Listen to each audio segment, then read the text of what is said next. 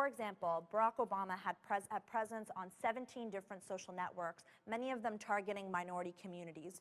For example, Asian Avenue, Mi Gente, Faith-Based, Black Planet, we had presence on every single one of those, and that ensured that we were where our users were. Instead of expecting them to find our website on their own or to come to us on their own, we were where they were already coordinating and communicating and playing, and we just made sure that they knew that they could always access us. So the first thing that this did was it allowed us to engage with certain segments of the population that we would have never had access to and who would have never come to us on their own. The second thing that it did was that through each individual's support, they endorsed us to their own personal community of family and friends. So every time someone said, "I support Barack Obama" on their Facebook, for example, that message went out to that person's entire network of family and friends.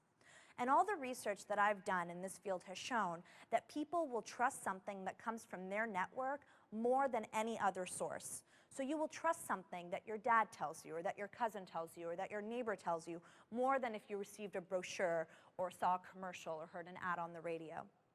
So what this did was this allowed us to enter into, again, more pockets of communities of people who maybe did not know who we were, did not know what the campaign was about, had no idea what was even going on, all of a sudden said, "Hey, my cousin supports this guy, maybe I should go check him out." So it allowed us entry through this trusted, endorsed method that gave us access to a lot more people. Finally, what was really interesting about this was not so much of what these individual platforms did on their own, but what happened when when we used them all together. When used all together, they created what I called a customized content distribution network.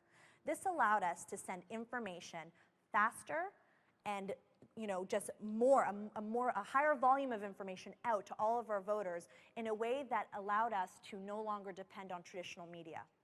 So what did that mean? Well, that meant that before, if Barack Obama was making a small stop in a town and he was giving some sort of speech, we would have to depend on the local news or on CNN to pick it up and to say, okay, here's like a 2-minute story of this, and we would have to depend on their interpretation of this event. With these tools, what we ended up doing was we were able to control what the message was, what videos we put up, what the narrative was, and how we communicated that to our voters without having to go through anyone.